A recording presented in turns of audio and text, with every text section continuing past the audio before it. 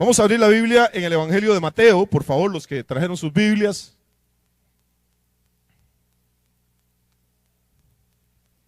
Capítulo 3. Mateo 3.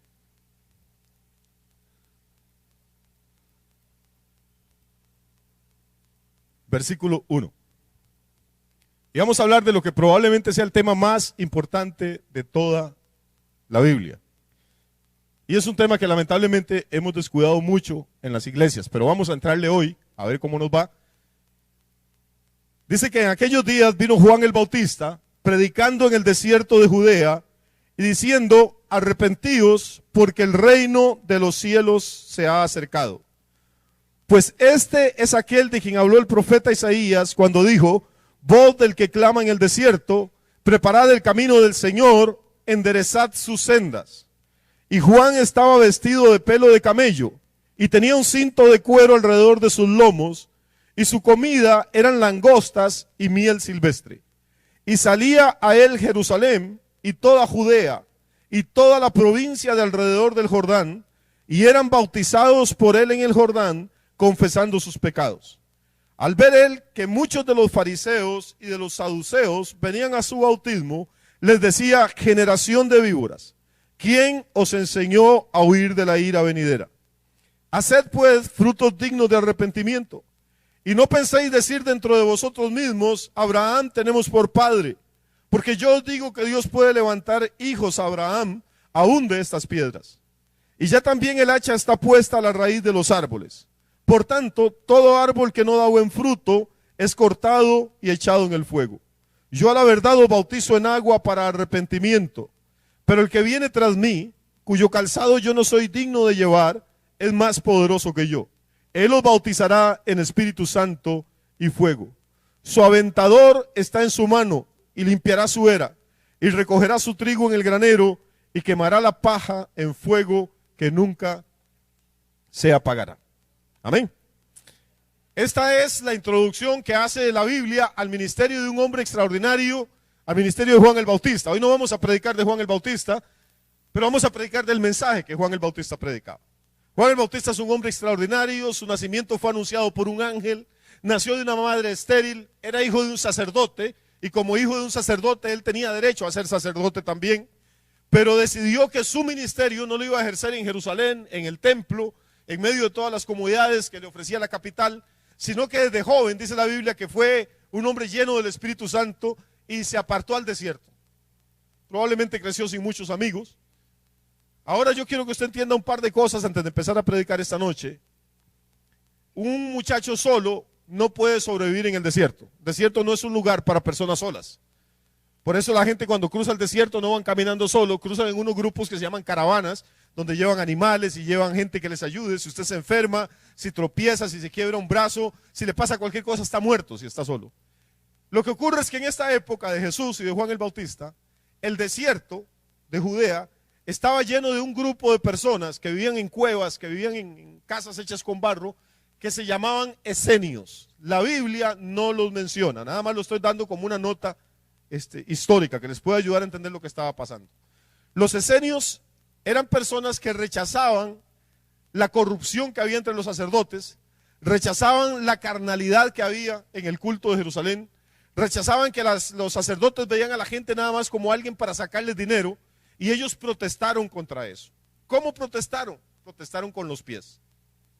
¿Por qué con los pies? Porque simplemente se fueron de Jerusalén y dijeron, aquí no se puede vivir. ¿Qué hicieron? Se fueron a vivir como ermitaños al desierto. Primero habitaron en cuevas, conforme iba saliendo más gente, pues ya no cabían en las cuevas, y entonces empezaron a construir casas con barro, que se secaba rapidísimo al sol, y ahí habitaban. Es probable, repito, esto no lo dice la Biblia, es probable que Juan el Bautista hubiera crecido con los esenios. La mayoría de los esenios no se casaban, Juan el Bautista no se casó. Los esenios no creían en los sacerdotes que ministraban en el templo, Juan el Bautista tampoco creía. Si usted notó aquí cuando él empieza a predicar, dice que vinieron los fariseos, donde él estaba bautizando, y Juan ni se alegró, les dijo generación de víboras. ¿Quién los enseñó a huir de la ira venidera? O sea que Juan tenía muchas cosas similares a las que tenían los esenios. En 1948, un muchacho árabe que estaba arriando unas cabras ahí por esa zona del desierto, se le perdió una cabrita por ahí y se le apartó. Usted sabe cómo son las cabras. No es fácil que hagan caso. La cabra cogió por allá y el muchacho empezó a tirarle piedras para que no se fuera más allá. Cuando tiró una piedra sonó algo como psh, y él fue a ver qué era y resulta que la piedra había entrado en una cueva y había golpeado una tinaja de barro como de unos 1,70 m de alto. Él fue a ver y la tinaja estaba llena de pergaminos, de rollos. Y el muchacho, como ni sabía leer siquiera, cogió un poco de rollos y se los llevó a Jerusalén, a una tienda de antigüedades, y los vendió, un poco. Con otro poco de rollos, esa noche hizo una fogata para calentarse. Encendió fuego con una fogata. Resulta que esos rollos, cuando llegaron a manos del anticuario en Jerusalén, eran fragmentos de la Biblia, fragmentos del Antiguo Testamento y libros que los esenios habían escrito hacía 1900 y pico de años. Entonces el Señor se despabiló y le dijo al muchacho que de dónde había sacado eso, y fue así como se descubrió una cosa que se llama la biblioteca de Nag Hammadi, o también la conocen como los rollos del Mar Muerto. No sé si han escuchado la expresión en alguna parte, pero si la oyen, está hablando de eso. Es la literatura que utilizaban los esenios. Ellos tenían el Antiguo Testamento que nosotros tenemos, y algunas veces le dice la gente a uno, ¿cómo saben ustedes que la Biblia, si la Biblia la traducen y la cambian a cada rato y el papel aguanta lo que le pongan? Y lo fantástico es que, por ejemplo, dentro de esos rollos del Mar Muerto, uno de los libros que apareció es el libro de Isaías. Y usted lo puede coger y lo podemos traer aquí esta noche y leerlo, y es exactamente como leer las traducciones de Isaías que nosotros tenemos. O sea, fue una prueba, no solo de que los esenios existieron, sino de que las Biblias que usted tiene han transmitido fielmente lo que es el mensaje y la palabra de Dios hasta nuestros días, hermano. Y eso es importante, eso es valioso. Pero lo que me interesa esta noche no es tanto hablar de los esenios. Fueron importantes, pues históricamente fueron importantes porque probablemente fueron los que entrenaron a Juan en la palabra. Los esenios eran hombres, sobre todo, entregados al ayuno y a la oración, y la Biblia dice que Juan era un hombre de ayuno y era un hombre de oración. Eran completamente desapegados de las posesiones materiales, no les interesaba tener casa, por eso más bien dejaron lo que tenían en Jerusalén y se fueron al desierto. Juan era exactamente igual a ellos. La Biblia dice que no se vestía lujosamente, que se vestía con una túnica ¿de qué era? De piel, de camello, con un cinturón de cuero, y la comida realmente de Juan, no debe haber sido muy gordo Juan, dice que comía miel de abeja y langostas, y no son langostas de mar, sino chapulines grandes o grillos. Imagínense cuántos grillos hay que andar uno todo el día cazando para poder hacerse un almuerzo más o menos decente. ¿Y qué le comerá uno los grillos después de que le quita las alas? Las patas no tienen pero ni 1 milímetro de grasa, y si le quita la cabeza y las alas, ¿qué le queda a uno? Entonces yo no creo que Juan engordara mucho, se pasaba la mitad del día cazando grillos para almorzárselo y la otra mitad cazando para cenar y esperando que encontrarse algún panal por ahí para sacar la miel. Era una vida muy, muy limitada. Pero Juan tenía una pasión en su corazón, tenía un deseo, tenía una misión.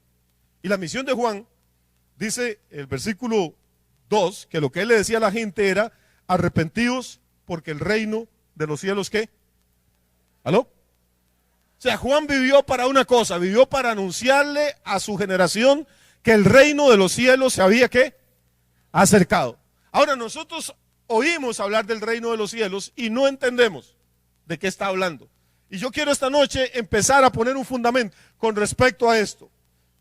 Cuando una persona ha crecido dentro de la religión católica o evangélica, tiene un trasfondo cultural. Cuando uno dice ciertas frases o ciertas palabras, ellos creen que saben de qué uno está hablando, y no es así. Cuando yo digo reino de los cielos, la gente inmediatamente tiende a pensar en allá arriba. De hecho, la gente dice que Jesús le dio a Pedro las llaves del reino de los cielos, ¿se acuerdan? ¿Y cómo pinta la gente a Pedro?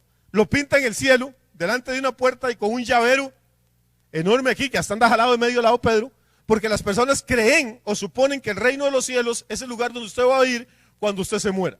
Y no hay nada más lejos de la verdad, no hay nada más lejos del pensamiento bíblico. El reino de los cielos en la Biblia no es el lugar donde usted va a ir cuando usted se muera, es el lugar donde usted va a vivir cuando usted se convierte, punto.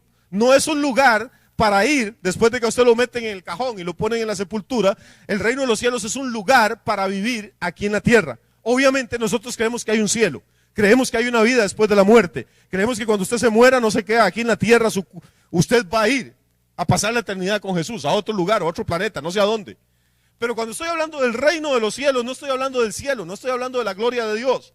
El reino de los cielos es otra cosa completamente diferente. No tiene que ver nada con la vida después de la muerte, tiene que ver con la vida aquí en la tierra. Tenemos que empezar claros con esto, ¿sí? Por ejemplo, en este mismo evangelio, voy a ir despacio. En este mismo evangelio, en el capítulo 13, para que después lo lean en su casa, Jesús cuenta una serie de parábolas, una serie de historias, de comparaciones, para explicarle a sus oyentes qué es el reino de los cielos, cómo es el reino de los cielos. Nosotros ni siquiera entendemos la palabra reino, porque nunca hemos tenido rey. Antes de ser independientes nos gobernaban los reyes de España, pero nunca vimos a ninguno, jamás ningún rey de España vino a visitarnos durante la época de la colonia. Nosotros nunca vimos el palacio de un rey, nunca vimos la corte de un rey, no tenemos ni siquiera la menor idea de que es un reino. En Europa todavía toda su vida tuvieron reinos y ellos entienden esto mejor que nosotros. Y todavía, dice Juan que no es cualquier reino, que es el reino de los cielos. Entonces nos complica un poquito más el entender el asunto. En Mateo 13, Jesús dice que el reino de los cielos es como una red que se tira al mar y recoge toda clase de peces, dice Jesús. Y luego suben la red al bote y los pescadores agarran los pescados, los buenos, y los apartan para llevarlos al mercado. Y los malos, dice, los desechan. Dice Jesús entonces que, póngame atención por favor, que el reino de los cielos es como una red que echada en el mar recoge toda clase de peces, peces buenos y peces malos. Saca sábalos, saca corvinas, saca pargos colorados y saca un montón de cuchizapos también que no sirven para nada. ¿Sí? Ahora, eso no puede ser el cielo. En el cielo no van a entrar cuchizapos. No va a entrar la gente al cielo y después Jesús dice, bueno, ay, qué torta, venga, usted sí sirve, usted no sirve. Una vez que usted entra al cielo, nadie lo va a sacar de ahí. Entonces, cuando Jesús dice que el reino de los cielos es como una red que se echa en el mar, es cuando los hombres y las mujeres de Dios predican el evangelio, están echando la red. El mar son las naciones, es la gente que no conoce a Cristo. Cuando usted predica, siempre va a sacar algunos peces. Alguien va a responder al mensaje del evangelio. Alguien va a decir, sí, pastor, o sí, hermano, o sí, hermana, yo necesito a Cristo Jesús en mi vida. Yo quiero entregarle mi corazón al Señor. Y uno, pues, como predicador se alegra. Pero solo Dios conoce los corazones. Usted no sabe si ese que está viniendo es una corvina, si es un pargo colorado, o si al final, dentro de unos años, se le va a volver un cuchizapo y lo que le va a dar es un montón de problemas. Usted está obligado a recibir a todo el mundo. Porque si el Señor los recibe y les permite subirse al barco, ¿quién es usted para rechazarlo, hermano? Pero usted no tiene que ser iluso, tiene que ser realista. Jesús dijo que el reino de los cielos es como una red que recoge toda clase de peces. A veces usted echa la red y se trae un pedazo de llanta vieja, se trae unas latas de Coca-Cola que andaban ahí flotando. No todo lo que sale son peces comestibles, no todo lo que se sube al bote son peces que van a producir ganancia en el mercado. No todo lo que entra a la iglesia es gente que va a dar fruto en el reino de los cielos. ¿Sí? Luego Jesús dijo que el reino de los cielos es como un hombre que tenía un campo, una finca y salió y sembró trigo. Y mientras él dormía, dice, vino su enemigo y sembró cizaña. Y cuando brotaron, los peones vieron que había trigo y había cizaña y dijeron, Señor, arranquémosla cizaña. Y él dijo, no, tienen que dejar que la cizaña crezca juntamente con el trigo. Ahora, en el cielo no va a haber cizaña. En el cielo no va a haber falsos hermanos. En el cielo no va a haber gente que lo esté puñaleando a usted por la espalda y que se lo esté comiendo y esté tratando de hacerle mal. En el cielo no va a haber gente, hermanitos, que le pidan prestado y le den bomba con la plata. En el cielo no va a haber hermanitas que le digan que les eche la firma para una fianza y después usted termina pagando la cuenta. O sea, la cizaña se va a quedar aquí en la tierra y el trigo va a ser guardado en graneros. Los peces malos van a ser echados fuera del bote y los peces buenos van a ser llevados a donde el Señor quiere llevarlos. ¿Me estoy explicando? Entonces, cuando Jesús pone las parábolas del reino de los cielos, tenemos que entender que está hablando de algo que va a ocurrir aquí en la tierra. Entonces, pastor, ¿qué es el cielo? Bueno, el cielo es donde van a llevar a los peces buenos, el cielo es donde van a guardar el trigo. Pero aquí en la tierra, en el reino, crecen juntamente el trigo y la cizaña. Usted sube al bote juntamente peces buenos y peces malos. Lo que Juan el Bautista está anunciando es que algo nuevo iba a ocurrir en la historia de la humanidad. En el versículo 2 de Mateo 3, en el versículo 2 de Mateo capítulo 3, ¿qué es eso nuevo que Juan está anunciando? Este es el anuncio más importante que usted se puede imaginar. Dice que ¿qué? ¿Por qué? Porque los profetas de antes también habían predicado que había que arrepentirse. ¿Qué es lo nuevo que predica Juan? Porque el reino de los cielos se ha acercado. O sea, va a entrar a operar. En los días de Juan el Bautista iba a empezar a operar. Se estaba acercando un reino como este planeta no había visto. Ya ellos vivían en un reino, el reino de César, el reino de Roma. Palestina era una provincia del Imperio Romano. Y es lo más impresionante que el mundo ha visto, el Imperio Romano. Pero Juan está diciendo, olvídese de César, olvídese de Roma, viene algo como ustedes no han visto y tienen que preparar sus corazones para que puedan ver la llegada de ese reino. Tienen que arrepentirse, tienen que convertirse. Porque detrás de mí viene uno que es mucho más poderoso que yo. Juan sabía que él era poderoso, que había una unción de Dios terrible en él. Pero Juan dice, eso no es nada. Ustedes se admiran de oírme a mí predicar, espérense para que vean el que viene detrás mío. Yo ni siquiera soy digno de soltarle las correas de las sandalias a ese hombre. Yo los meto a ustedes en el agua del río Jordán y los bautizo con agua. Espérense que vean el que viene detrás mío. Ese los va a bautizar con Espíritu Santo y fuego. Ese es alguien extraordinario. ¿De quién estaba hablando Juan? Estaba hablando del rey del reino. Del rey que iba a gobernar el reino de los cielos. Obviamente estaba hablando de Jesús de Nazaret. Nosotros, por toda la tradición religiosa que tenemos, nos hemos quedado en el concepto de la iglesia. Todo lo que usted oye hablar a la gente es la iglesia. La iglesia evangélica, la iglesia católica, a mí me gusta la iglesia, a mí no me gusta la iglesia, yo voy a tal iglesia, yo no voy a tal otra, yo me fui de tal iglesia. Todas nuestras conversaciones alrededor de iglesia. En realidad ni para Juan ni para Jesús fue muy importante el tema. ¿Sabe cuántas veces habló Jesús durante 3 años y medio de la iglesia? 2. Una en Mateo 16. Dijo, sobre esta roca o sobre esta piedra yo edificaré mi iglesia. Y la otra en Mateo 18 dijo, si tienes algo contra tu hermano, trata de arreglarte con él estando a solas. Si no te hace caso, búscate 2 o 3 testigos. Si no le hace caso, dilo delante de toda la iglesia. Punto. Esas son las únicas 2 veces que Jesús mencionó la palabra iglesia.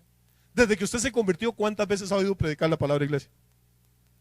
Lo primero que ponemos son rótulos ahí, la iglesia tal, la iglesia el otro, los programas de radio hablan, venga la iglesia tal, el culto de la iglesia, la actividad de la iglesia, toda nuestra vida es alrededor de la iglesia. El mensaje de Juan y el de Jesús no giraban alrededor de la iglesia, giraban alrededor del reino. ¿Por qué? Porque en la experiencia cultural nuestra, nosotros no sabemos nada de reinos. Repito, nunca hemos visto un rey, es más, solo jugando póker veo unos reyes.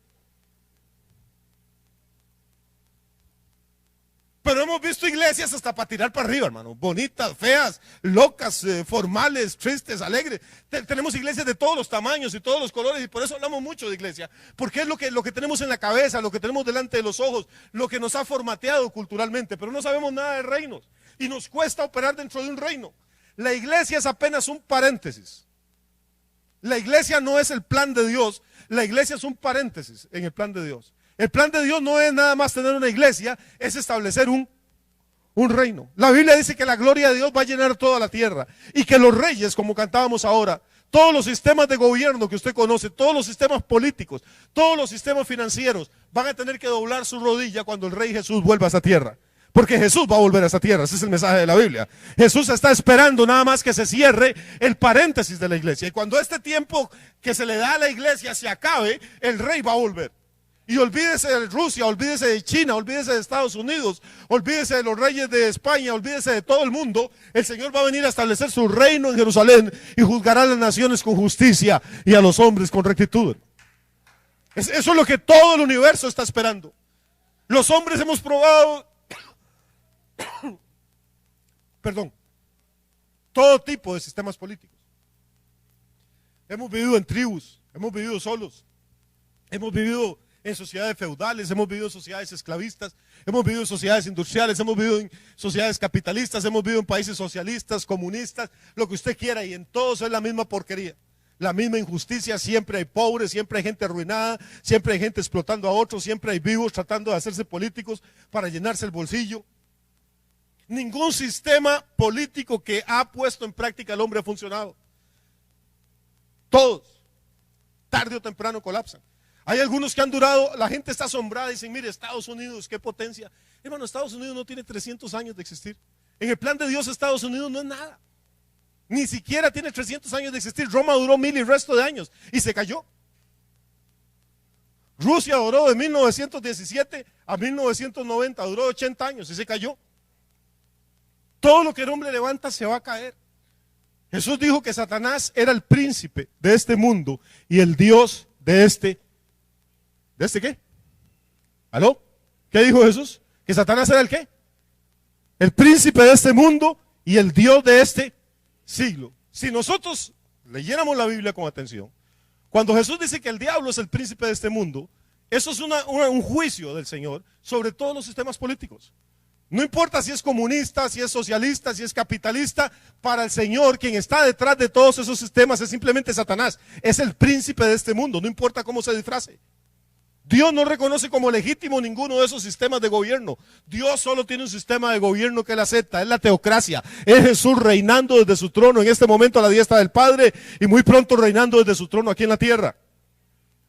Y por otro lado, el Padre tampoco reconoce como legítimo ningún sistema religioso. Tengo malas noticias, hay gente que se enoja cuando yo digo esto, pero lo voy a decir una vez más y seguro pues es una de las muchas razones por las que hay gente que no me quiere. Yo no soy evangélico. Y pues yo sí, pastor, yo soy evangélico, que Dios le acompañe. Yo no. Hermano, así porque no soy evangélico, porque Dios no es evangélico, ni Jesús es evangélico, ni la palabra evangélico aparece en ninguna parte en la Biblia, ni la palabra católico aparece, ni la palabra mormón, ni la palabra testigo de Jehová. Todo eso son paparruchadas que se han inventado los hombres, hermano. El Señor no respalda ningún sistema religioso porque Él dijo que Satanás es el Dios de este siglo, punto. Con solo esa frase se está condenando todos los sistemas políticos y todos los sistemas religiosos. Lo único que Dios está interesado es en el reino de Él, amén. Y ese reino tiene un rey. Y nadie puede poner otro. La Biblia dice, nadie puede poner otro fundamento que el que ya está puesto, el cual es Cristo Jesús, punto. Ahora, pastor, permítame decirle con todo respeto que yo no creo en Cristo. Permítame decirle con todo respeto que a mí no me interesa. Si usted cree o no cree, eso no afecta absolutamente nada el plan de Dios. Jesús sigue siendo el rey. Los judíos no creyeron que Jesús era el rey. Eso no cambia nada. El Padre lo levantó de los muertos. El día de Pentecostés Pedro le dijo, ese Jesús que ustedes crucificaron, esa es la piedra escogida por Dios. Y la piedra que los edificadores han desechado es esta que Dios ha levantado entre los muertos. Y le ha hecho Señor y Cristo.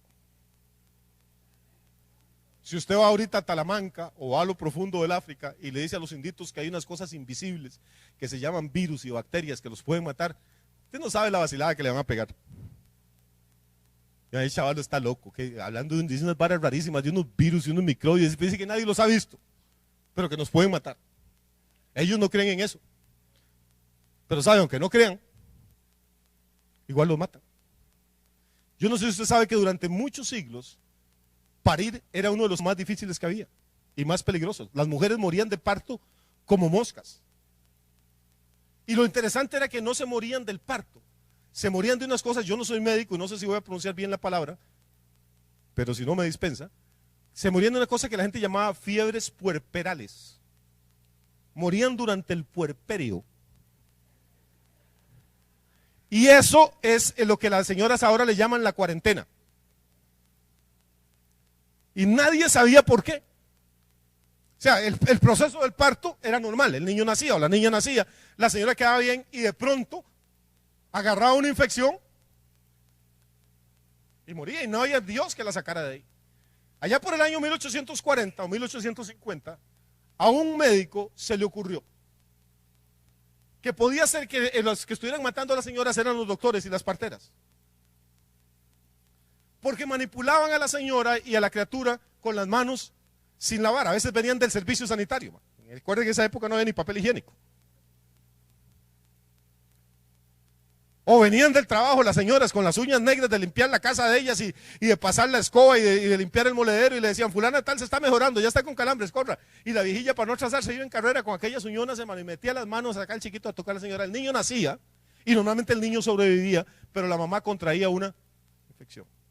A un señor de apellido Lister, que era médico, se le ocurrió pensar, ¿y no será que tal vez en la tierra y estas cosas hay microbios? Todavía no había microscopios, todavía no había ninguna de estas cosas. ¿No será que hay alguna cosa, alguna sustancia que cuando nosotros tocamos a la señora somos nosotros las que las estamos contaminando y enfermando? Y se le ocurrió decir eso en una ponencia de médicos. ¿Sabe qué le pasó? Lo iban a expulsar del colegio de médicos en Inglaterra. Que cómo se le ocurría ser tan animal para insinuar que ellos, que eran los profesionales, iban a estar haciéndole daño a las pacientes. Pasó un poco de tiempo, se descubrieron los microscopios y la gente ponía las uñas debajo del microscopio, hermano, y quedaba con la boca abierta de las porquerías que veían. Este señor desarrolló un procedimiento para tratar a las señoras durante el proceso del parto, donde él obligaba a las parteras, a los médicos que trabajaban con él y a las enfermeras a lavarse las manos con cuanta sustancia antiséptica hubiera.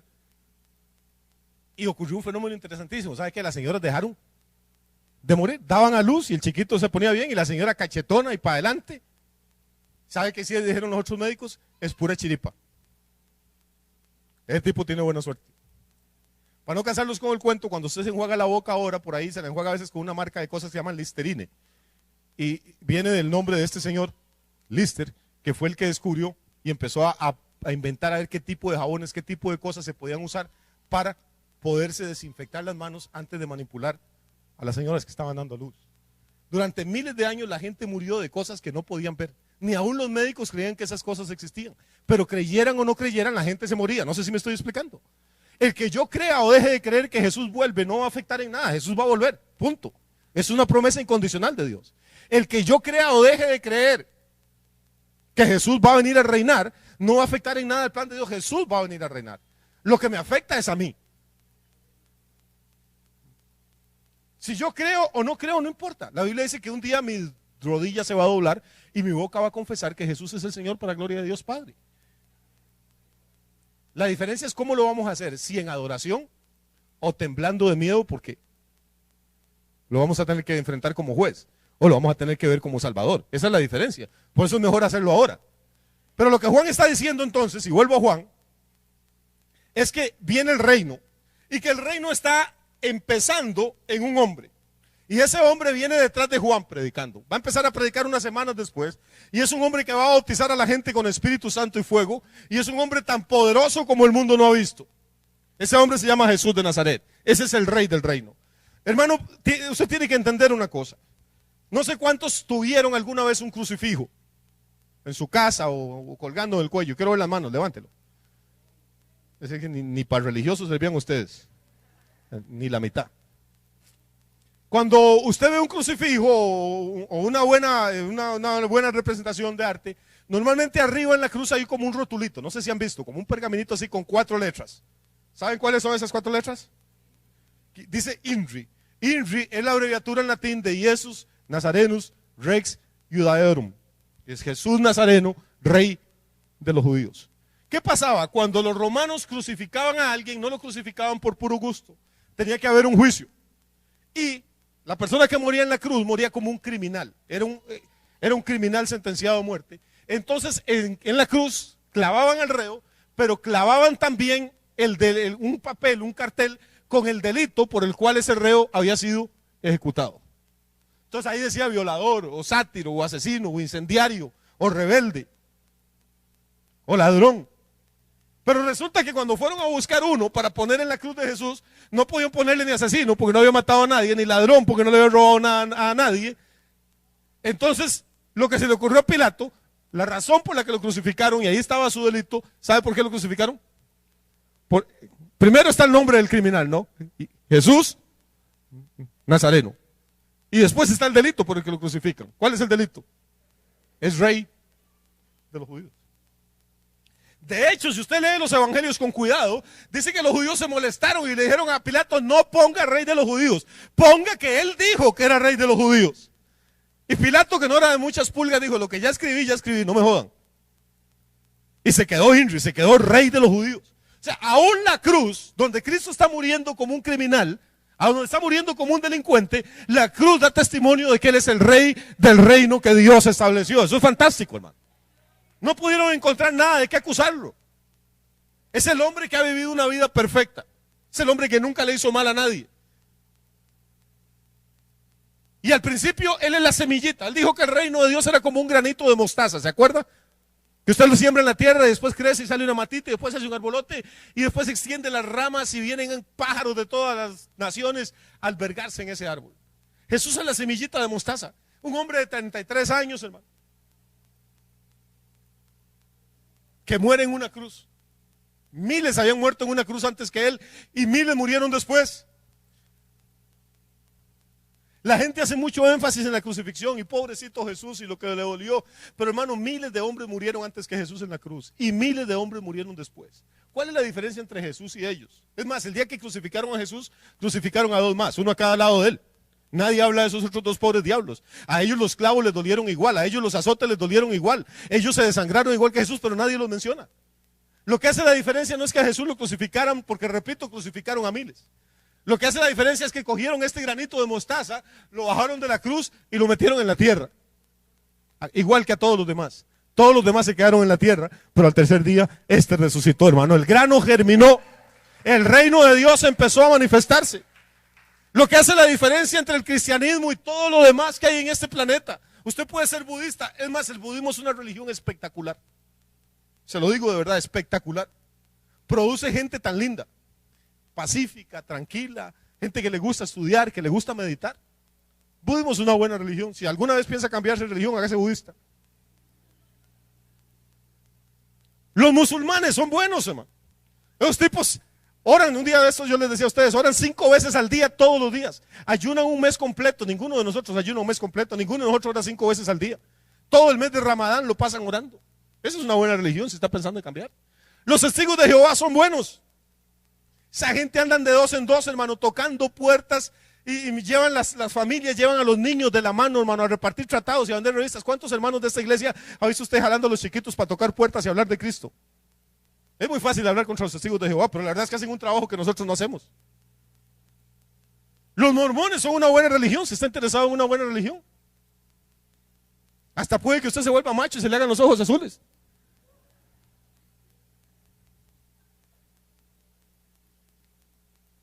Hay tantas religiones que tienen cosas buenas, hermano. Entonces, ¿por qué nosotros no pertenecemos a ninguna de esas? ¿Por qué nosotros decimos, hermano? La católica es una buena religión. Tiene unas catedrales lo más lindas y unas bancas lo más cómodas, hermano. Y los padres normalmente predican cortico, no como los pastores de la casa de banquete. No me joden mucho la vida, con que usted se confiese una vez al año está más que bueno. Nadie se mete con usted. ¿Cuál es la diferencia entre todo lo que hay en el mundo, hermano, y ser cristiano? La diferencia es que Buda fundó la religión y se murió y está muerto. Mahoma fundó una religión y se murió y está muerto. Carlos Russell fundó los Testigos de Jehová y se murió y ahí está. José Smith fundó los Mormones, se murió y en paz descanse. A Jesús lo mataron, lo sepultaron y al tercer día resucitó. Y esto es toda la diferencia. Esto es ser cristiano, punto. Ser cristiano no es discutir de doctrina con nadie. Es tener en mi corazón una convicción. Dice Pablo, yo también les predico a ustedes lo que dicen, que Cristo murió conforme a las Escrituras. Recuerda que fue sepultado y que al tercer día, ¿qué? Resucitó, punto. Ese es el corazón del Evangelio. Lo demás son adornos. Que si hay que usar bata, no hay que usar. Que si hay que usar manga larga, corbata, ya eso son majaderías de la gente. El corazón del cristianismo es esto. Yo tengo una convicción de que Cristo Jesús es la manifestación del gobierno de Dios en esta tierra. Que Él es el grano de mostaza que fue puesto en la tierra. Y de uno, y esto es interesante, ese uno muere y ¿sabe qué quedó? Nada. ¿Están conmigo todavía? Ya los cansé. Déjeme terminar mi idea. Más déjeme ver si encuentro mi idea. Jesús duró 3 años predicando, 3 años y medio. ¿Sabe cuánta gente consiguió en 3 años? Que le siguieran así a... Consiguió 12. De los 12, uno le salió güero. Judas. O sea que 3 años y medio predicando para que le quedaran ¿cuántos? 11. Hermano, ahí es cuando uno se consuela. Mire, si Jesús, que era santo, que era perfecto, que levantaba muertos, que echaba fuera demonios, que multiplicaba los panes, que multiplicaba los peces, que le daba vista a los ciegos, que hacía oír a los sordos, después de 3 años y medio le quedan 11, más bien a nosotros tenemos muchísima gente, man, con lo malicísimo que es uno, y que más bien a veces ora por el enfermo y se pone más grave. Y solo la misericordia de Dios hace, hermano, que la gente siga viniendo al Señor. Piense todos los milagros que vio esa generación de Jesús. 11. Y ahora agarran a Jesús prisionero y la noche que lo agarran, ¿sabe de los 11 cuántos quedan? Al día siguiente lo crucifican y de los 11 que tenía quedaron uno, que se llamaba Juan. Y la mamá de Jesús, nada más, María. Eso, güey, ya si la mamá lo deja a usted, ya sí está listo. 3 años y pico predicando, gastándose por la gente, y es cuando más necesita el apoyo de la gente, cuando más necesita ahí en la cruz clavado que le digan: Jesús, aquí estamos orando para que el Señor te alivie, por lo menos. Nadie, solo la mamá y Juan. ¿Por qué, hermano? Porque los discípulos desaparecieron. Dijeron: mire, ya le cortaron la cabeza a Juan el Bautista, ahora nos agarran al Señor, ¿quién va a seguir? Seguimos nosotros. Ahí no quedó raíz ni rama, cada uno se fue para su casa. Lo interesante, por favor, póngame atención, porque aquí hay un factor que tenemos que analizar con cuidado, es el factor psicológico. Usted me va a decir: bueno, pastor, usted dice que cree que Jesús resucitó, ¿y cómo sé yo que resucitó? ¿Cómo sé que eso no son cosas que pusieron ahí en la Biblia? Nada más déjeme ponerle un argumento. Lo interesante es que estos 11 cobardes que dejaron solo a Jesús, esos tipos que no servían para nada, que anduvieron con Jesús 3 años para arriba y para abajo y no aprendieron nada, que la noche que más ocupaba a Jesús de ellos ni siquiera pudieron orar con ellos. No sé si se acuerda. Jesús les dijo: oren conmigo porque estoy triste, estoy afligido hasta la muerte. Y los 11 se quedaban dormidos. Jesús llegaba y los despertaba: muchachos, por favor oren. Ni orar podían. Todavía cuando ven que agarran a Jesús preso, ni siquiera tienen los pantalones de coger piedras o palos. Solo Pedro coge una espada y se pone a defender a Jesús. Los otros, cada uno se abre por donde puede, y finalmente Pedro se va también. Esa es la clase de discípulos que Jesús tenía.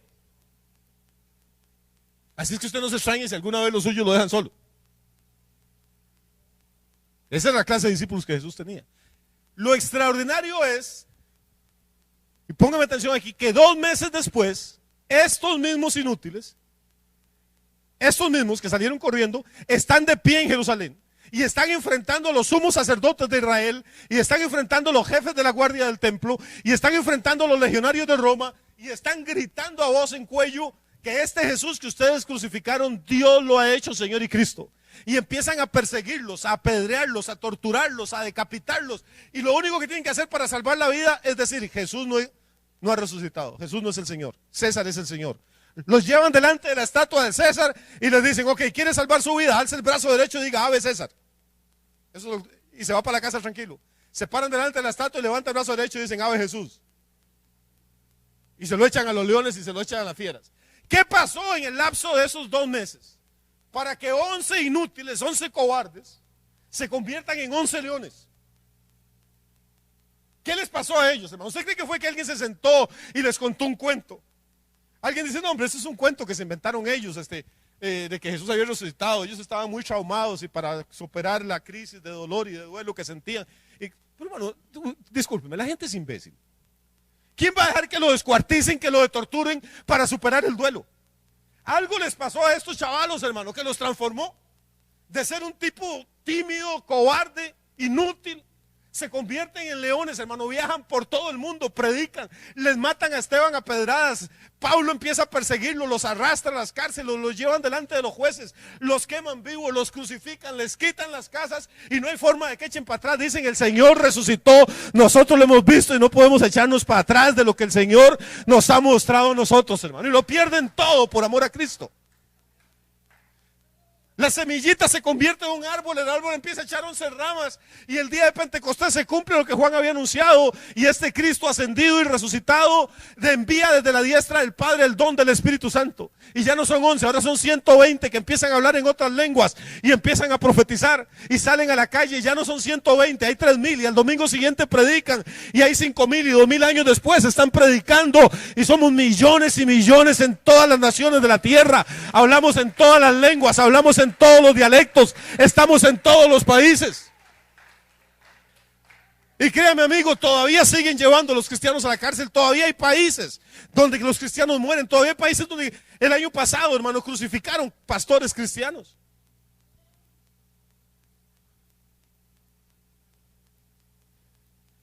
Y todos los años hay hombres y mujeres que dejan casa, padre, madre, trabajo, dejan todas las comodidades y se lanzan a las calles a vivir por fe, hermano. Se lanzan a predicar en los parques, se lanzan a predicar en los buses, se lanzan a predicar por la radio, por la televisión, anunciándole a la gente que el reino de Dios está creciendo. Jesús dijo que el reino iba a ser como una semillita que se iba a echar en tierra, crecía, y después iba a llegar aves de todas partes a cobijarse en ese árbol gigantesco. El reino de los cielos está creciendo y se está multiplicando. Y nadie va a poder parar esto, le guste a Juan o no le guste, esté de acuerdo Pepe o no esté de acuerdo, hermano. Nadie va a poder parar esto.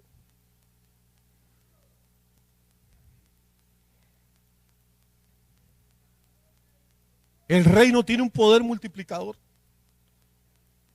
El reino es un lugar, dice la Biblia, donde hay justicia, hay paz y hay gozo en el Espíritu Santo de Dios.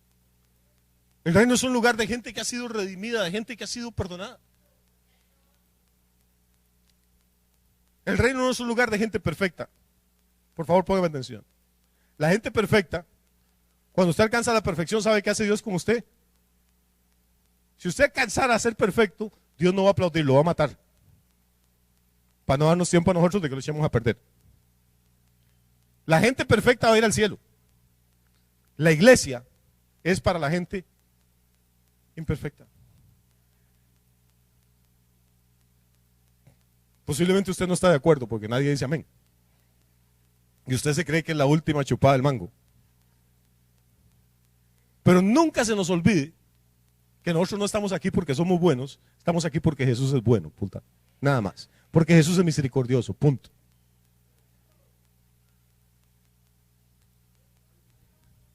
La iglesia es como un taller, hermano. ¿Cuándo lleva usted su carro al taller? Cuando usted, le digo la verdad, cuando usted anda manejando su carro y no le suena nada y usted toca el acelerador y esa carajada brinca y adelanta a todo el mundo, usted empieza a orar y decir, Dios mío, bendice a todos los mecánicos del mundo, dale trabajito, dale, ni se acuerda que hay mecánicos. Pero apenas empieza a sonar eso, como si anduviera 1000 pesos en menudo adentro, hermano, y a echar humo por todo lado, entonces usted empieza, ¿dónde es que cada un mecánico? ¿Quién tiene el número de un mecánico? Y los mecánicos se convierten en lo más importante de la vida para usted. Cuando usted está sano y no le duele nada, usted anda orando por los doctores. Señor, bendice a los doctores que están de guardia allá en el hospital. Señor, guía sus manos. No, hermano, pero cuando eso dijo el que se enferma o cuando es usted, entonces sí, nos acordamos de los doctores. Cuando usted está, su carro está bueno, usted no lo lleva al mecánico. Usted va al mecánico porque su carro está malo.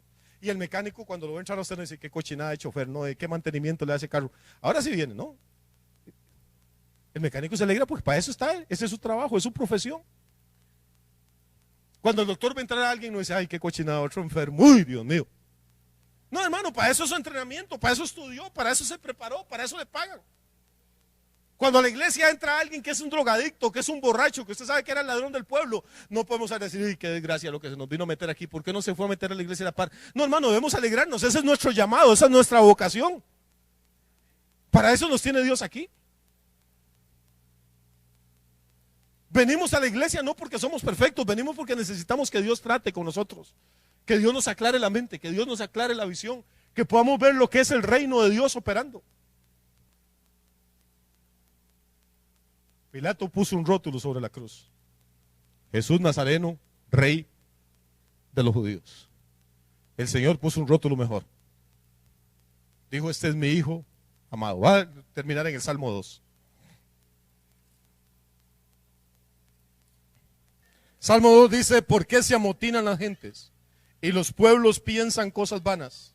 Se levantarán los reyes de la tierra y príncipes consultarán unidos contra Jehová y contra su ungido, diciendo, rompamos sus ligaduras y echemos de nosotros sus cuerdas. El que mora en los cielos se reirá, el Señor se burlará de ellos, luego hablará a ellos en su furor y los turbará con su ira. Pero yo he puesto mi rey sobre Sión, mi santo monte. No importa lo que los príncipes de este mundo planteen, dice Dios, yo he puesto mi rey sobre Sión. Dios ya escogió un rey. Y dice, yo publicaré el decreto. Jehová me ha dicho, mi hijo eres tú, yo te engendré hoy. Pídeme y te daré por herencia las naciones, y como posesión tuya los confines de la tierra. Los quebrantarás con vara de hierro, como vasija de alfarero los desmenuzarás. Ahora pues, oh reyes, sed prudentes, admitid amonestación, jueces de la tierra. Servid a Jehová con temor y alegraos con temblor. Honrad al Hijo, para que no se enoje y perezcáis en el camino, pues se inflama de pronto su ira. ¿Y cómo termina diciendo? Bienaventurados todos los que en él, ¿qué? ¿En quién? En el Hijo. ¿Quién es ese Hijo? Es el que Dios ha puesto como rey en su santo monte. Pilato dijo, es el rey de los judíos. El Señor dijo, está equivocado Pilato, no solo de los judíos, es el rey de todas las naciones. Pídeme y te daré por herencia a las naciones y por posesión tuya hasta los confines de la tierra. Salmo 2 es la corrección de Dios a la sentencia de Pilato. Yo no soy judío, ni usted tampoco, pero tenemos rey. ¿Por qué? Porque Dios ha puesto su rey sobre su santo monte.